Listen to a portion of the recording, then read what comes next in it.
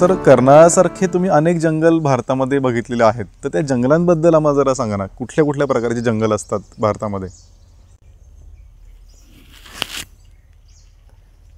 आता ते कर्नाळ्याचंच सांगतो मी. तिथं टीक फॉरेस्ट होतं. ते ही टीक फॉरेस्ट आहे, ते पानगळीचं जंगल आहे. उन्हाळा आला की त्याची पानगळ होते, जिकडं तिकडं ते उजाड होऊन जातं. त्याला आम्ही डेसिडियस फॉरेस्ट म्हणतो. डेसिडियस फॉरेस्ट म्हणजे पानगळीची जंगलं. ते कर्नाळा आणि तिकडचा भाग असाच आहे या प्रमाणानं. मी त्याच वेळेला कोकणातही बराच फिरलो आहे त्या पक्ष्यांच्या संबंधाने. तर कोकणामध्ये एव्हरग्रीन फॉरेस्ट आहेत त्या या एरियामध्ये. खाजणीची जंगलं आहेत. खाजण म्हणजे आपल्या लक्षात आलं असेल, समुद्राच्या काठी जे येतं, जिथं नदी तिथं मिळते, तिथं जो चिखल हे दलदल होते, त्या दलदलीमध्ये एक वेगळ्या प्रकारचं जंगल, त्याला खाजणीची जंगलं म्हणतो. तर तिथं हा परिचय झालेला म्हणजे सगळ्यांना. आणि आता खाजणीच्या जंगलाबद्दल बोलतो आहे, तर पुढं मी काही सांगेन तुम्हाला. ही खाजणीची जंगलं रत्नागिरी जिल्ह्यामध्ये अतिशय समृद्ध आहेत आणि ती सर्व मालकीची आहेत, खाजगी आहेत, ती सरकारची नाही आहेत. त्यामुळे त्याचं मॅनेजमेंट नीट होत नाही. आणि काय होतं, अलीकडं खाजणीची जंगलं जर तोडली तर तुम्ही सुनामी संकट जर आलं ना, तुमचं गाव नष्टच होतं. कारण ही जंगलं तुम्हाला प्रोटेक्शन देतात. समुद्राच्या काठी असतात, गाव पलीकडं असतं, त्या सर्व लाटा त्या खाजणीच्या जंगलात पडतात आणि तुम्ही सुरक्षित राहतात. आता ते जंगल तोडायचं चालू आहे. आता त्याला काय कारण वगैरे काय नाही, दिसतं ना त्याला तोडून टाका. तर अलीकडं आणखीन एक प्रॉब्लेम निघाला आहे. ही झिंगा मच्छी असते ना, त्या झिंगा मच्छीची प्रजनन केंद्र, हां, तर ती कशी वाढावी वगैरे त्याच्याकरता साधारण 1 एकर जंगल तोडतात, पार साफ करतात आणि बांध वगैरे घालून ते झिंगा मच्छीची अंडी तिथं सोडतात आणि ते हळूहळू वाढत राहतात. पण ते जंगल तोडल्यामुळं समुद्राची जी लाट येते ती अगोदर जंगलावर जायची, आता ती बांधावर जाते. त्यांचा जो बांध आहे ना, तो बांध फुटतो. अनेक वेळेला लाटा इतक्या प्रचंड येतात की त्याच्याबरोबर मोठमोठे मासे आहेत ना, तेही त्या तळ्यात पडतात आणि हे मोठे मासे त्या झिंगा मच्छीची पिलं खातात. म्हणजे तुमचा जो उद्देश आहे त्याचं ब्रीडिंग करायचं, ते तुम्हाला साध्य होतच नाही ना. बरं, समुद्र विंचू असतात, तुम्ही पाहिला का? एवढा मोठा तो असं त्या बांधामध्ये असं बीळ तयार करतो आणि सरळ आत प्रवेश करतो. तो मच्छीची पिलं खातो. आणि ऑटर आहेत ना, ज्याला आपण पानकुत्रे म्हणतो, ते उड्या मारून आत येतात आणि त्याला यश येत नाही. जंगल तोडलं, तुम्हाला ह्याच्यासाठी ते दिलं होतं तुमच्या झिंगा मच्छीसाठी, त्याचं ब्रीडिंग नाही झालं, ते पडून राहिलं. ते मग शेवटी तोडलंच कशाला तुम्ही? तुम्हाला थोडा तरी शहाणपणा आत्ता तरी यायला पाहिजेत. अजूनही आला नाही. अजूनही लोक तोडतच राहतात. असं करून त्यांनी तिथली सर्व सुंदर जंगलं तोडून टाकली. आणि मग सुनामी संकटाला आहेच गाणं, समुद्राच्या लाटा येतात, हे येतात. मी त्यांना सांगितलं, मी माझ्या वनाधिकाऱ्याला विनंती केली, ही सर्व जंगलं तुम्ही घ्या, आम्हाला घेता येतात.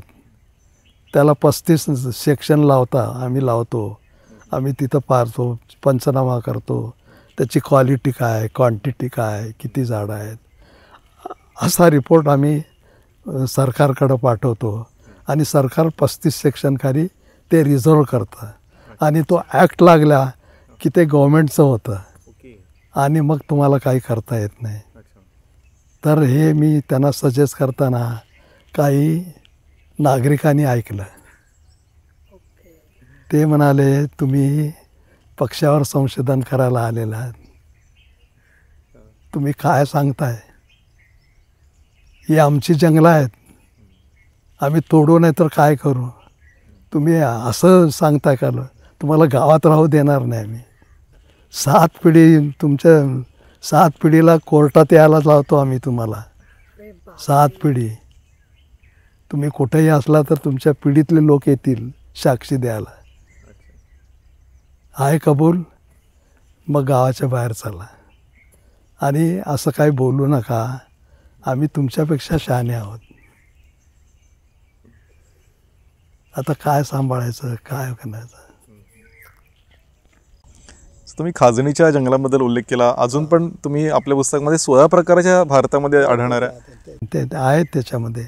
आता बघा भारताचं वैशिष्ट्य आहे, त्या वाळवंटी भाग आहे तो राजस्थान वगैरे, तिथं काटेरी झाड आहेत आणि हिमालयामध्ये देवदाराची झाडं आहेत. अगदी काटेरी झाडापासून ते समृद्ध अशी देवदाराची झाडं आपल्याकडं आहेत. म्हणजे इतके 16 प्रकारची जंगलं जगामधल्या कुठल्याही राष्ट्रामध्ये नाही आहेत. बाकीच्या कुठल्याही राष्ट्रामध्ये 1 किंवा 2 प्रकारची जंगलं असतात, पण भारत असा भाग्यवान आहे, तो इतका समृद्ध आहे की आपल्याला 16 प्रकारची जंगलं पाहता येत आहेत. कुठल्याही राष्ट्रामध्ये 16 प्रकारची नाही. आणि ही 16 प्रकारची जंगलाची त्याची लक्षणं काय, ती कसं तोडायची का नाही वगैरे आहेत. आता बघा, आम्ही विशेषतः दक्षिणेमध्ये आम्ही होतो, म्हणजे तर दक्षिणेकडची जंगलाचा जास्त अभ्यास झाला आहे आम्हाला.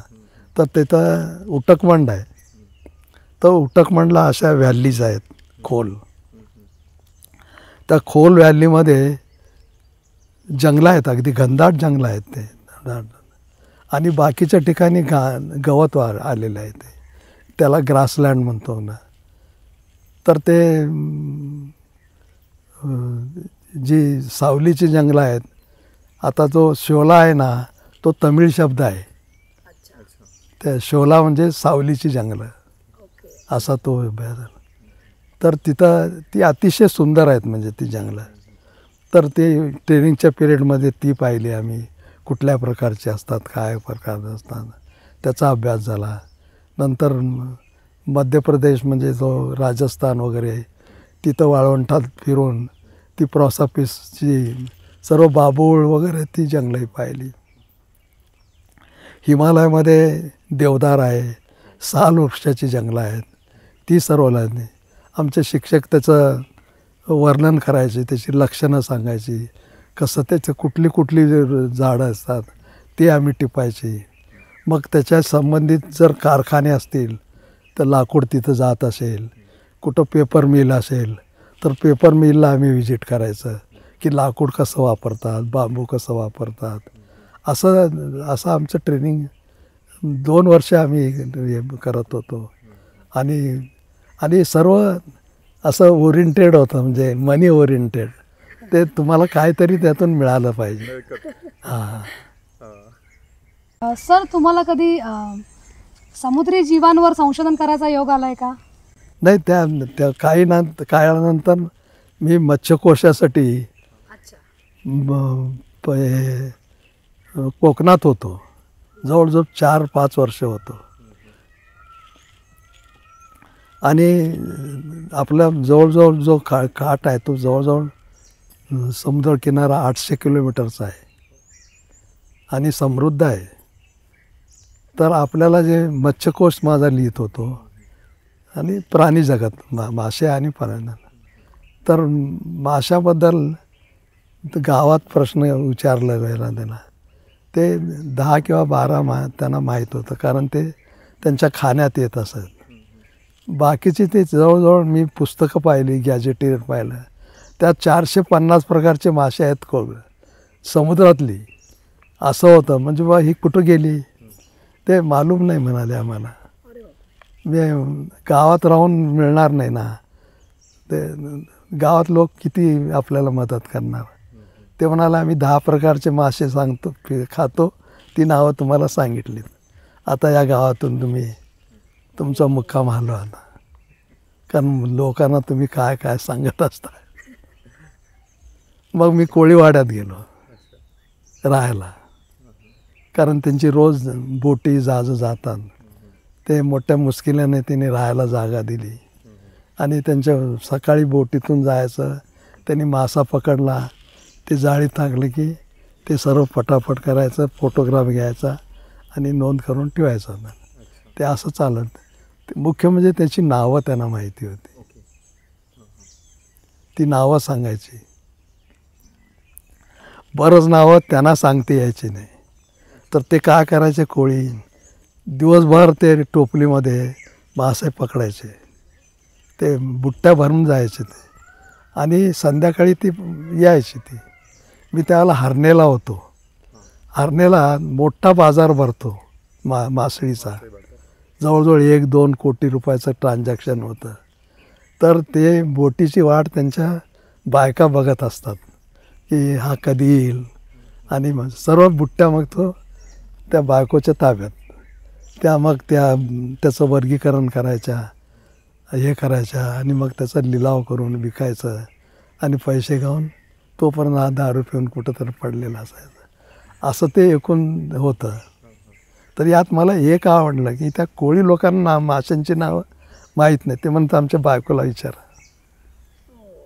आता मला प्रश्न पडला की बाबा कोळीवाड्यात जायचं, तिथल्या बायाशी परिचय करून घ्यायचा, तिच्याबरोबर बोलायचं, बसायचं, बराच वेळ लागतो ना. ते हे लोक सहन करतील का? मग मी काय केलं, शाळेत गेलो. शाळेत कोळ्यांच्या मुलांची नावं होती, त्यांचे पत्ते होते. हेडमास्टरला विनंती केली, मला ह्या मुलांची पत्ते द्या.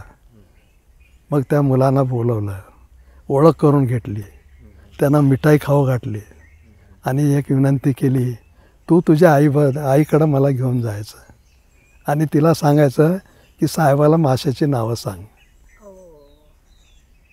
सांगा. आता या पद्धतीनं मी ती सर्व नावं गोळा केली. ती त्या पिरियडमध्ये काही मला एक विशेष असं ज्ञान झालं त्याचं.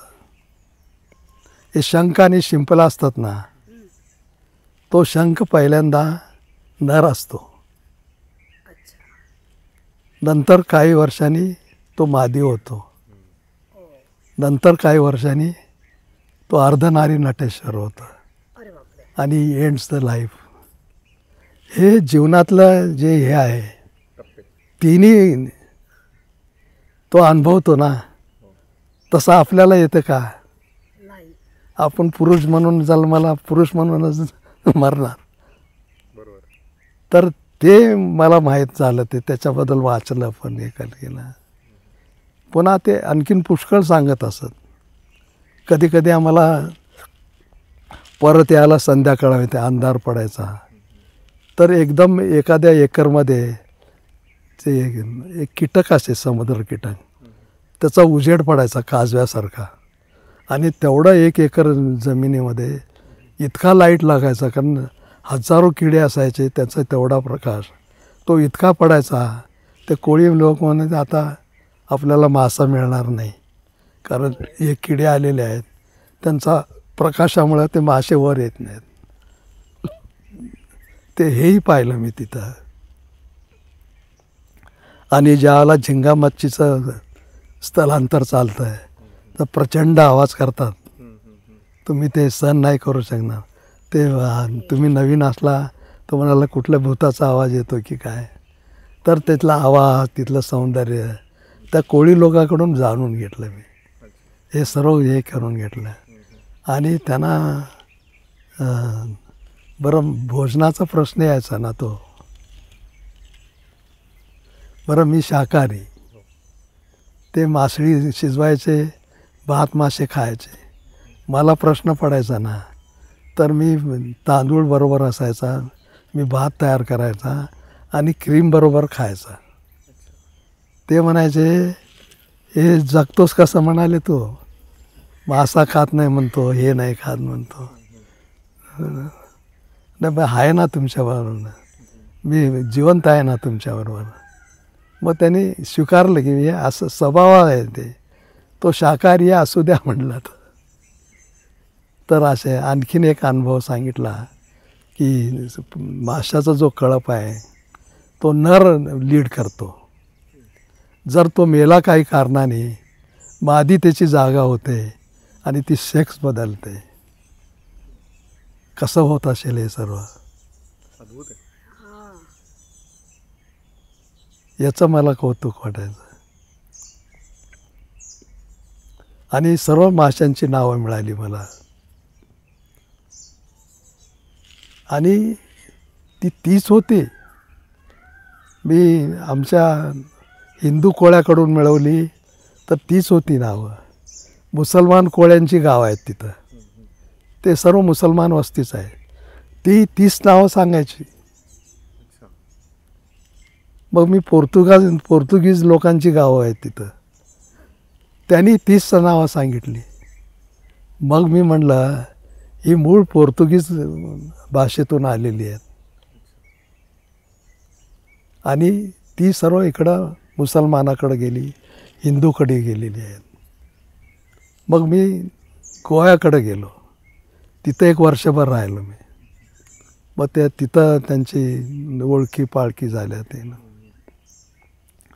आणि पुष्कळ माहिती मला माझ्या कोशाच्या दृष्टीनं. लोककथा मिळाल्या, हे मिळाल्या. आता ते लिहायचं वगैरे चालू आहे माझं ते. तर तिथली ती जंगलं पाहिली, ती जंगलं नष्ट होत आहेत. सुनामी संकटाची भीती आहेत, त्याच्याबद्दल आपल्या लोकांना काळजी नाही आणि सरकारलाही त्याचं फारसं काही देणं घेणं नाही आहे. सर, तुम्ही आत्ता कोळ्यांबद्दल सांगितलं, त्यांच्याकडनं तुम्ही कुठल्या कुठल्या विद्या शिकलात याबद्दल सांगितलं. मला तुम्हाला पुन्हा एकदा जंगलामध्ये घेऊन जायचं आहे आणि जंगलामधल्या आदिवासींकडनं तुम्ही कुठल्या कुठल्या अशा विद्या शिकलेल्या आहात. म्हणजे त्याच्यामध्ये पवनाचे पाटील सर असतील किंवा वेगवेगळे असे लोक असतील, त्यांच्याकडनं तुम्ही कुठल्या कुठल्या विद्या अशा शिकलेल्या आहात. आता तिकडं जायच्या अगोदर या कोळ्यांबद्दलच सांगतो मी. नक्की नक्की.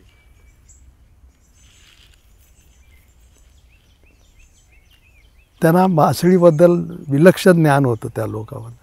त्या दंतकथा सांगायची, त्यांची नावं सांगायची. आणि विशेष म्हणजे त्यांना पक्ष्यांची नावं माहिती होती. मग ते माशाकडून मी पक्ष्याकडे वळलो.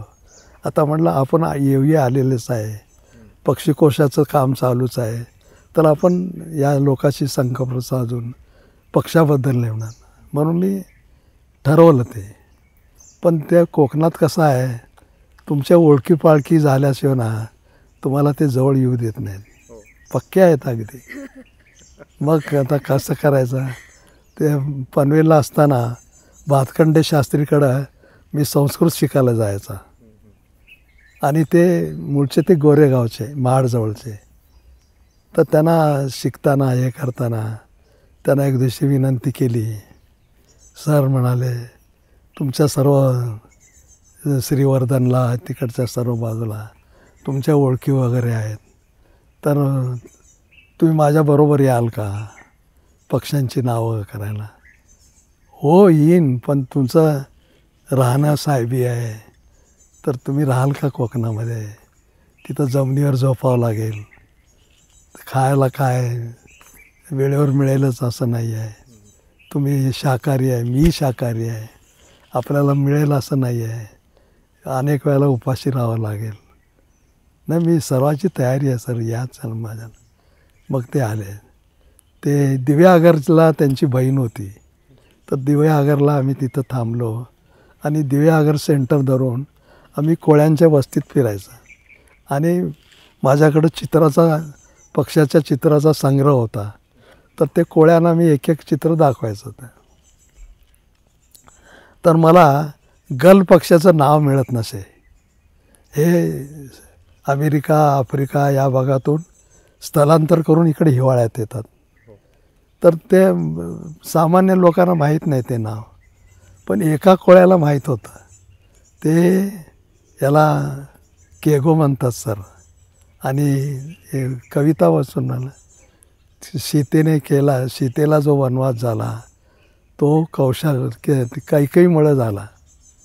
कैकई त्या गलच्या रूपात आहे असं ती कवितेची ओळ होती. त्यामुळं गलसाठी केगो शब्द मिळाला. त्याच्या अगोदर गलसाठी कुठेही मराठी शब्द नव्हता. पांढरा पक्षी एवढंच. पण असे पक्ष्यांची नावं मिळत राहिली ते. आणि काही लोक फारच विद्वान होते, पक्षाबद्दल खूप सांगायचे ते, त्यांच्याकडून जमाल केलं. आणि सर्वात सुंदर शब्द जे आहेत ना ते कोकणी भाषेत आहेत. तुम्ही कोस निसता चाळला. आता हे संध्याकाळी पक्षी आभाळात उडतात ना त्याला आबोळी म्हणतात. केवढा सुंदर शब्द आहे. आभाळात उडतात म्हणून आबोळी. ते आपल्याकडं पिचू पोपट नावाचा एक लहानसा पोपट आहे. ते पिचू पोपट तो टांगलेला असतो, म्हणजे पायाने असं हे करतो. त्याला मराठी शब्द सापडेना मला. त्याला लॉरिकिट म्हणतात. त्याला पर्याय नाही सापडेल. तो एकाला विचारलं तर त्या पोरांनी सांगितलं हे पिचू पोपट आहे म्हणाले. दुसरं ते म्हणाले वादळ येतं, वारं येतं. मी त्यांना विचारलं तुम्ही वादळ वगैरे आलं तर तुमच्याकडं काही असे ठोकताळे आहेत का? ये ना आहे म्हणाले. वादळ यायच्या अगोदर 1 तासभर वादळी पाखरू येतात. म्हणजे वादळी पाखराचा परिचय झाला. ते एकदा आले की समजायचं की समुद्रात वादळ येणार. आम्ही सर्व बोटी इथं लावतो, समुद्रात आम्ही जात नाही. गरुड होता, समुद्र गरुड मोठा असा. ते समुद्र गरुड आहे म्हणाले. ते त्यांची घरटी आहेत. ती घरटी दाखवली त्यांनी. नंतर तिकडं हॉर्नबिल आहेत. त्या हॉर्नबिलला ते कोकणामध्ये गरुडच म्हणतात ना मला. गरुडच म्हणतात. हो हो हो. हो तळ ऍक्च्युली ते तळ गरुड असं काहीतरी आहे ना ते? ते गरुड ते म्हणाले मोठा गरुड आहे म्हणा. त्या ग्रस्ताचं असं काहीतरी माझ्या पुढं जो गरुड होता त्याच्या पुढं गरुड होता तो वेगळा होता. मी ते त्यांना विचारलं की बा एक खरा गरुड असा असतो सर बघा ते फोटो दाखवला. हो का म्हणलं. मग ह्याला काय म्हणतात हे ह्याला हे म्हणतात बघा. तर हो आता चांगलं म्हणलं. आणि मोठे स्वभावानं जरा हे होते ते. मी रोज उठून समुद्रावर जायचा. तर एक ग्रस्ताचं लक्ष माझ्यावर. हा उठतो 5 वाजता रोज समुद्रावर जातो. साहेब एक दिवशी त्याने अडवलं मला. साहेब एक विचारू का तुम्हाला, तुम्ही रोज समुद्रावर जाता काय आहे तिथं? म्हटलं पक्ष्याचा अभ्यास करतो. पक्ष्याचा? अहो इथं 2च पक्ष आहेत, एक इंदिरा गांधीचा आणि हे आहे. तर त्या 2 पक्ष्याचं गावातच आहे, समुद्रावर कशाला जात आहे? त्यांना तेच पक्षी माहिती फक्त. असं तुम्ही आता वादळी पाखराचा उल्लेख केला. वादळी पाखरू म्हणजे नक्की कुठला पक्षी? स्टॉर्म हे आहे तो.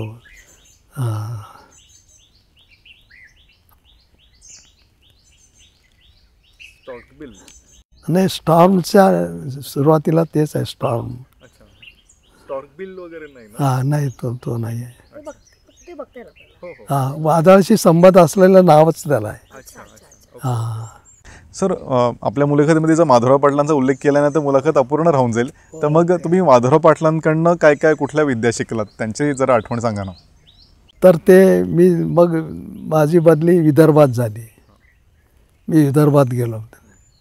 मला एक असं वाटायला लागलं की खरी जंगलं पश्चिम महाराष्ट्रामध्ये नाही आहेत. तर जिथं जंगल आहे तिथं जावं. म्हणून आमच्या वरिष्ठ अधिकाऱ्यांना मी विनंती केली की मला ते वरिष्ठ अधिकारी मला ओळखत होते, चीफ कॉन्झर्वेटर बूट साहेब त्यांचं नाव. ते म्हणाले असं असं आहे, मला प्राण्यांचा अभ्यास करायचा आहे, तिथल्या जंगलाचा आहे. तुमची इच्छा असलं तर मी नवेगाव नॅशनल पार्कमध्ये तुमची नेमणूक करतो, आवडेल का तुम्हाला? कारण इकडचे पश्चिम महाराष्ट्रातील लोक तिकडे जात नाहीत, बदली केले तर म्हणतात आम्हाला शिक्षा मिळाली. तसं होऊ नये, तुमची बदली करतो, पण तुम्ही तक्रार करत परत पश्चिम महाराष्ट्रात यायचं नाही, तिथं तुम्हाला राहायला पाहिजे. मग तिथं मी 40 वर्ष राहिलो, 40 वर्ष जंगलात राहिलो. आणि तिथली जंगलं मोठी समृद्ध होती. आणि मग प्राण्यांचा अभ्यास झाला तो. वाघ आहे, बिबट आहे, रानकुत्री आहेत. आणि तिथली जंगलं देखील समृद्ध होती, म्हणजे प्रामुख्याने सागाची जंगलं आहेत तिथं आणि मोठी समृद्ध आहेत ती. आणि जी मनी ओरिएंटेड जो म्हणतो ना, सागवानची असल्यामुळं ती किमतीची आहेत ती. तर त्या दृष्टीनं ती जंगलं होती. पण मला नॅशनल पार्कवर मी टाकायला सांगितलं होतं. मी म्हटलं सर मला ते जंगल तोडा बिडायचं आता मला फारसं रस नाही आहे, तुम्ही मला नॅशनल पार्कवर टाका. आणि नॅशनल पार्क आणि सँक्च्युरीमध्ये तोड नाही आहे ना, तोडायचं काहीच नाही आहे, बंदी आहे. हां बंदी आहे, वाढवायचं आहे ते. आणि तो व्यवसाय मला आवडला. 10 वर्ष मी नवेगावला होतो. तर त्या 10 वर्षात मी फिरत असताना माधवराव पाटलांची ओळख झाली. माधवराव पाटील तिथले प्रख्यात शिकारी, त्यांचं पवनीला वाडा वगैरे आहे. तर माझ्या रेंज ऑफिसरला मी सांगितलं की आपल्याला पाटलांना भेटायचं आहे. सर ते पाटील फॉरेस्ट ऑफिसरला भेटत नाहीत, त्या फॉरेस्ट ऑफिसरचं त्यांचं वाकडं आहे, तर ते तुमचं कसं स्वागत करतील माहीत नाही, समजा गेलं तुमचा अपमान झाला तर आम्हाला आवडणार नाही. तर मला समस्या आली ती. मग मी एक पत्र लिहिलं त्यांना, मी असं असं आहे, अमुक ठिकाणावरून आलेलं आहे आणि फक्त मला तुमची भेट घ्यायची आहे. तुमचं नावलौकिक, तुम्ही आहात तिथले प्रख्यात शिकारी होते, नावलौकिक वगैरे. जिम कॉर्बेटशी त्यांची तुलना व्हायची. तर ते मी सर्व लिहिलं, बाबा असं आहे, एक जिज्ञासा म्हणून मला तुम्हाला भेटायचं आहे. त्या रेंज ऑफिसरनी पत्र दिलं. त्याच्या हे छातीत धडधडत होती, नाही भेटत म्हटलं. साहेबापुढं काय सांगायचं आपण. ते म्हणाले येऊ द्या साहेबांना, काय हरकत नाही. आणि मग त्याच्याबरोबर बघा मी 12 वर्ष होतो. हे जंगल कसं वाचावं हे त्यांनी मला शिकवलं.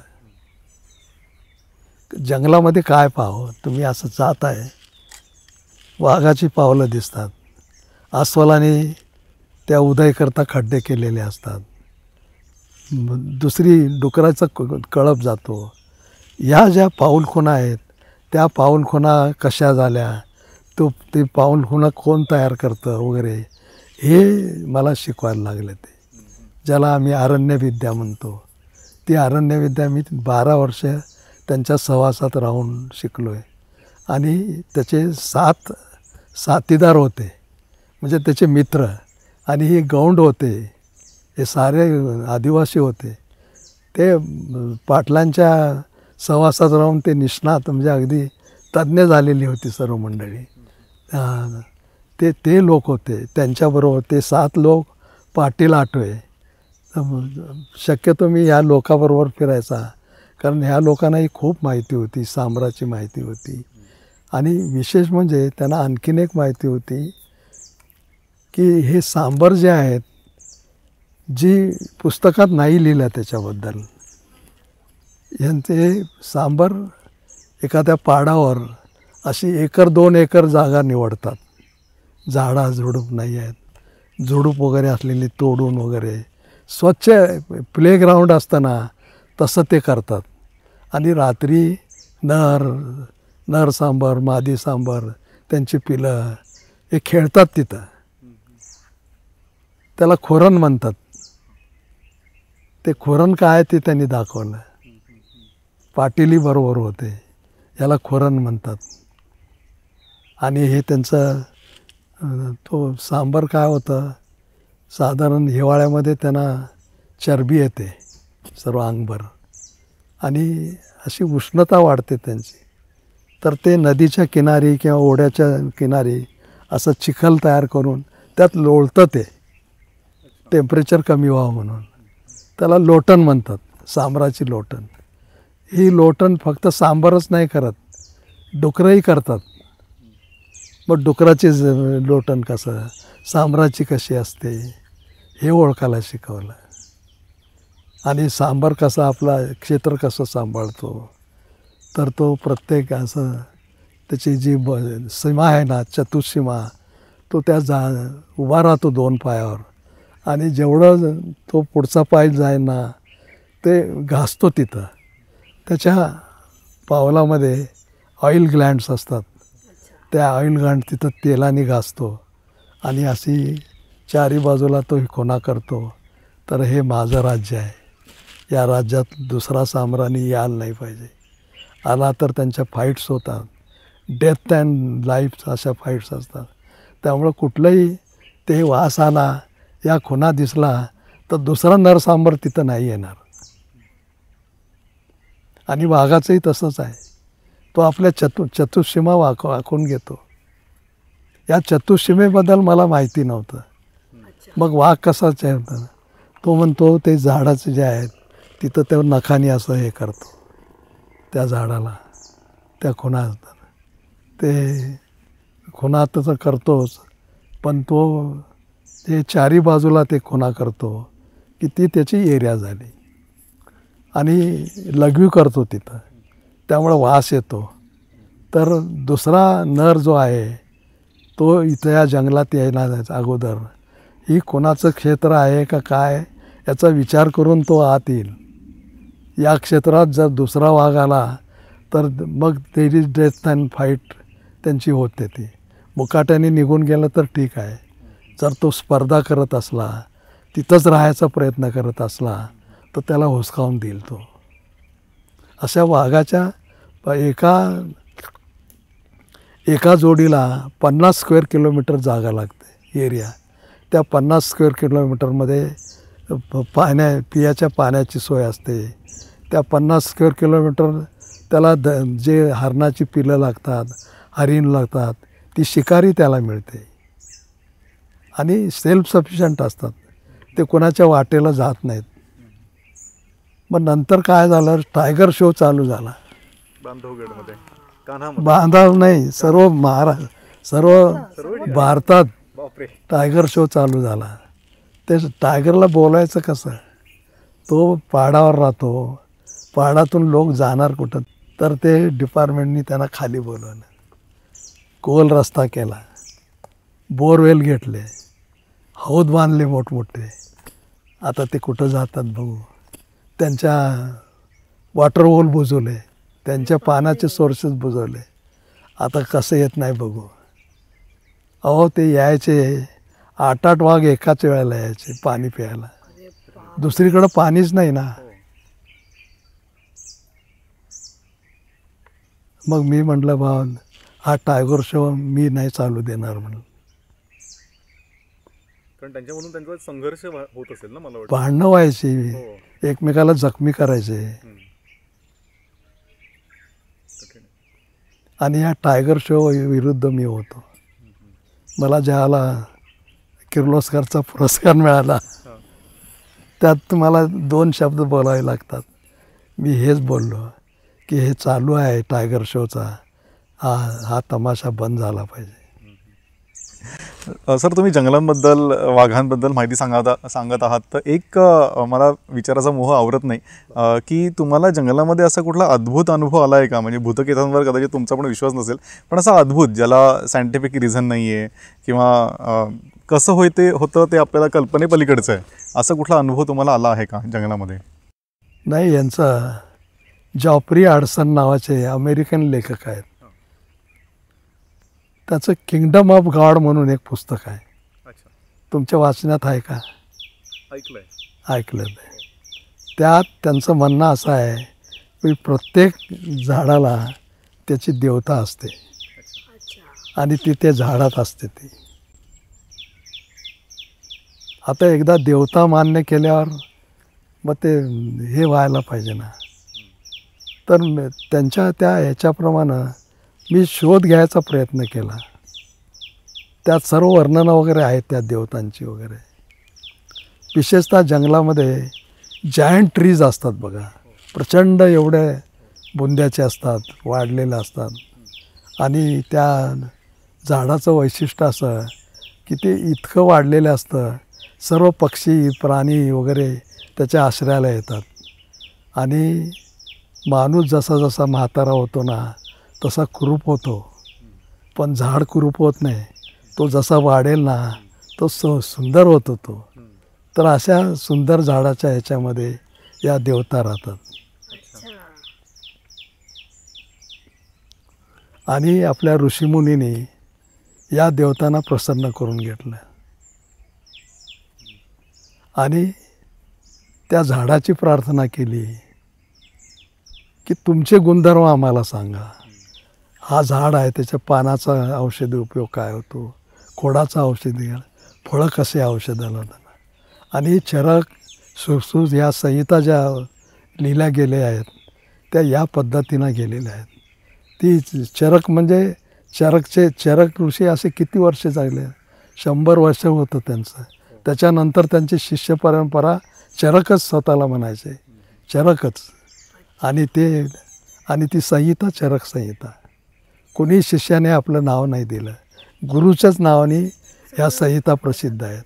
चरक आहेत, सुश्रुत आहेत, वाग्भट आहेत, ह्या गुरुपरंपरेने ते आलेले आहेत. तर त्यांनी वृक्षांची प्रार्थना केली, तुमची गुणधर्म आम्हाला सांगा. आणि त्यांनी ती गुणधर्म सांगितलेली. आता हे झालं. अथर्ववेद तुम्ही पाहिला असेल. अथर्ववेद हा औषधी वनौषधीवरचाच आहे, पण त्याचं आयडेंटिफिकेशन नाही झालं सर अगोदर. ते कुठली झाडं आहेत त्याचा उपयोग सांगितलेला आहे, पण झाड कुठं मिळतं माहीत नाही, ते ओळखायचं कसं माहीत नाही, ते आहे कसं हे माहीत नाही. तर अशा प्रार्थना करून त्यांनी त्या मिळवलेल्या आहेत. त्या देवताकडून वधवून घेतलेलं आहे. हे झाड असं असतं, ते झाड असं असतं. तर मी वनदेवता मानतो. आणि या वनदेवता जशा वृक्षाच्या असतात, तशा नदीच्या असतात, तशा सरोवराच्या असतात, पर्वताच्या असतात. आता हे गंधर्व नगरी म्हणजे काय, कुठं आहे ना गंधर्व नगरी, हे कोण होते ना गंधर्व, ते आकाशात राहायचे म्हणजे कुठं राहायचे, अप्सरा काय, ते माझे विचार चालू होते. हे अप्सरा कोण आहेत, ते विश्वामित्र सतत त्याच्या भानगडीत कसा गुंतून जातो काय ना. मग त्याचे किती सौंदर्य आहे त्यांच्याकडं.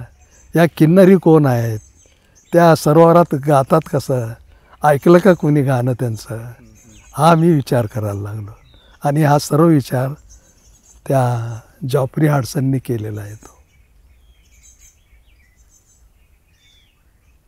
आणि तो ग्रंथ तुम्हाला मिळाला तर अवश्य वाचा तो. तर तुम्हाला असा अनुभव आलाय का कधी? मला दिसलेल्या आहेत त्या. ते त्राटक तुम्ही ज्यावेळेला करता, मी काय करायचा, सकाळी उठायचा, सूर्योदयाच्या वेळेला त्राटक करायचा मी त्या वृक्षाच्या शेंड्यावर. ते त्राटक तुम्हाला माहीत आहे ते त्राटक करायचं. आणि मग तिथल्या ज्या देवता आहेत त्या प्रसन्न व्हायच्या. त्यामुळं मी झाडाबद्दल वृक्षाबद्दल अतिशय सुंदर लिहिलेलं आहे. ते मला तिथून मिळालं ते. सर तुम्ही आत्ता ग्रंथांबद्दल उल्लेख केला, तर एका ग्रंथाचा मला उल्लेख करायचा की निरावंती ग्रंथ. तर काय आहे हा निरावंती ग्रंथ आणि त्याचं काय वैशिष्ट्य आहे? बघा, पक्ष्याची भाषा असते.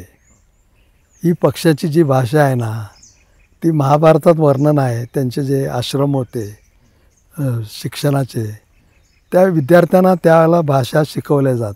पक्ष्याची भाषा, हा पक्षी असा ओरडतो, हा पक्षी हा असा ओरडले, त्याचा अर्थ काय, त्याचा अर्थ काय. पण कालांतरानं काय झालं, काही एक्सपर्ट राहिले. त्या एक्सपर्टमध्ये वालीची पत्नी तारा आहे ना, ती त्या शाळेत शिकलेली आहे. आणि ती हुशार विद्यार्थिनी, तिला पक्षाची भाषा येत होती. काही तिचे वडील, त्याला पक्षाची भाषा येत होती. असे मोजके आहेत. आणि दुसरं, आपल्याकडं या प्राणींचा आणि पक्ष्यांचा अभ्यास करणारी फार मोठी परंपरा आहे सर. आता आजमुनी आहेत, ते रानबकऱ्याचा अभ्यास, त्यातला तो तज्ज्ञ आजमुनी. त्याला सर्व ग्रंथ होते आपले, हे सर्व ग्रंथित होतं, पण ते ग्रंथ आपण सांभाळून ठेवले नाहीत. बरेच ग्रंथ ब्रिटिशांनी, जे जाणते होते त्यांनी ते पोत्या विकत त्यांच्याकडे आहेत. ते आयुर्वेदाच्या पोत्या, खऱ्या पोत्या त्या त्यांच्याकडेच आहेत. निळावंती ग्रंथाबद्दल आणि मग पक्षाची भाषा शिकणार, त्याच्यावरही ग्रंथ होते ना पक्षाच्या भाषा. अच्छा. ते वाचलं की ते लक्षात यायचं.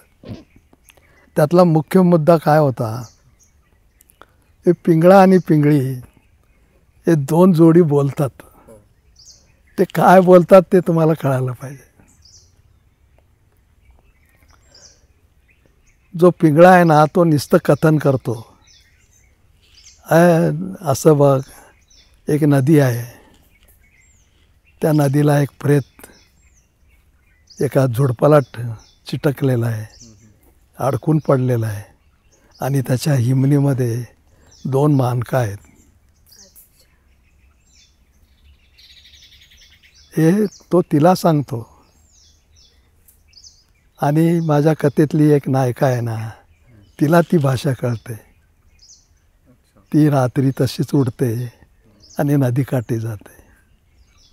ते हिमनी असतं ना, असं ते पिशवी असे, ते अमूल्य असं हे आहेत ना, त्यात ठेवायचे. तर ती हिमनीची गाठ तिला नाही सुटत, म्हणून ती दातानं सोडते. आणि तिच्या मागं नवरा आलेला असतो.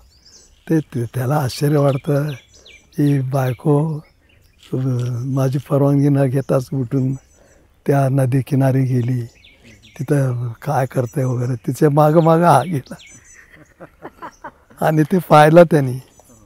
मग वडिलांना सकाळी सांगितलं की ती बायको नको आहे मला, ती मड खाते. ते हिमनी तोडताना ते पाहिलं.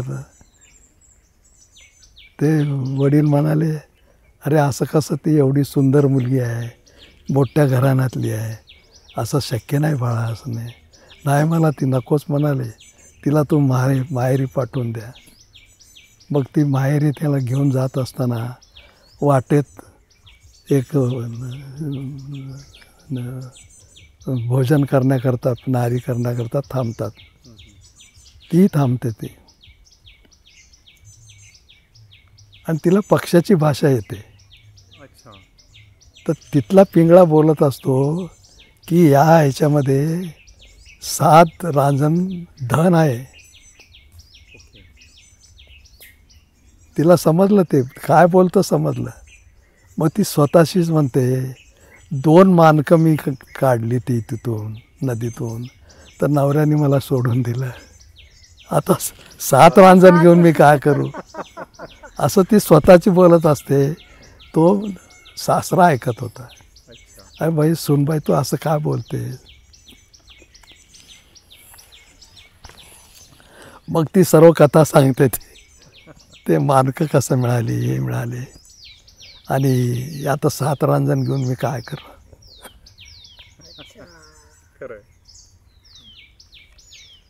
मग आता तुझ्या नवऱ्याने तर असं सांगितलं, आता तुझ्या सासरी आपल्या माहेरी काय सांगा फिरायला आलो होतो, आम्ही परत जाऊ. आणि तू तिला समजून सांगतो पोराला, तू मूर्ख मनुष्य आहेस, तुझी पत्नी चांगल्या लक्षणाची आहे. तर ती राहील म्हणाले इथं. आणि खरोखरच ती चांगल्या लक्षणाची, चारित्र्याची होती ती. पण पक्षाच्या भाषेमुळे ती अडचणत आली. ती समजत होती ना ती. तर ती समजणारे काही लोक होते, ते नाहीसे झाले. पोती नाहीशी झाली. आता कुठल्या आधाराने अभ्यास करायचा. आता वालीची पत्नी तारा आहे ना, तिला भाषाचे ज्याला वाली आणि सुग्रीव यांचं द्वंद्व युद्ध होतं, ते एकमेकाला आव्हान देतात. त्याला वालीची पत्नी म्हणते तू त्याच्या वाटेला जाऊ नको, त्याला रामाचा हे पाठिंबा आहे, हे युद्ध तू करू नको. तो गेला, रामाने त्याला ठार मारलं. बघ म्हटलं काय झालं ते. म्हणजे असे इंडिकेशन सांगणारे होते ते. आणि तो ग्रंथ नष्ट झाला, आता मिळत नाही.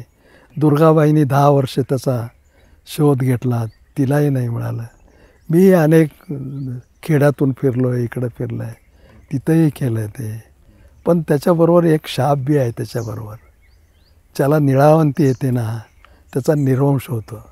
अरे बापरे, बापरे. कठीण आहे. मग मी जगातले सर्व पक्षीतज्ञ आहेत ना, त्यांचा बायोडेटा मागितला. आणि त्यांना फक्त मुलगी आहेत. हो, ही अद्भुत प्रत्येकाने शोध गोष्टी. घेतलाय म्हणजे. सर मला पण मुलगी आहे. मला पण पक्षी खूप आवडतात आणि मला पण मुलगीच आहे. तुमचं त्या एका अर्थाने ते चांगलं आहे, ते तसं नसाल. तुमचं खानदान नष्ट होईल का मुलगी असली म्हणून? काय चालूच राहील ते. आता मला एक मुलगी होती, तिचंही निधन झालं. आता कोणीच नाही मला. आणि आईनंही मला जाणीव दिली होती की तुला निळावंती येत असणार, त्याच्याशिवाय तुला इतकं कसं समजतं. पण तुला सांगते, निळावंती ज्याला येते त्याचा निर्वंश होतो. आता सलीम अलीचाही निर्वंश झाला ना, त्यांनाही मुलगा नाही ते. पण ते निर्वंश झालं का सलीम अलीचं जगप्रसिद्ध नाव आहे ना. तर तसं ते संबंधित नाही आहे, पण लोकांचं ते आहे. ते डोक्यात गेलेलं ते निघत नाही. सर, आपले पक्षीकोश तर आम्ही सगळे पक्षीप्रेमी वापरतच आहोत. तुमच्या वृक्षकोश, मत्स्यकोश आणि प्राणीकोशबद्दल जरा सांगा ना. हो, आता प्राणीकोश ना माझा पूर्ण झालेला आहे, त्याची छपाई झालेली आहे. तो एखाद्या दुसऱ्या महिन्यामध्ये प्रसिद्ध होईल. वृक्षकोश आहे तो मी महाराष्ट्रापुरता लिहिलेला आहे. पण लिहिल्यावर मला असं वाटायला लागलं की महाराष्ट्रापुरता लिहून नाही चालणार, तो भारताच्या हे जाणार. आणि मग मी महाभारत वाचलं, रामायण वाचलं. रामायणामध्ये जी जंगलं आहेत ती दक्षिणेकडची आहेत आणि महाभारतातली जंगलं आहेत ती उत्तरेकडची आहेत. त्यामुळे त्याचा बोध होत नाही. तो बोध मी तो कोश लिहिल्यामुळं काहीसा थोडा प्रकाश पडेल. सर, आम्ही खूप उत्सुकतेने वाट बघतोय की कधी तो कोश येतो आणि आम्हाला त्याचं म्हणजे वाचायला मिळतो.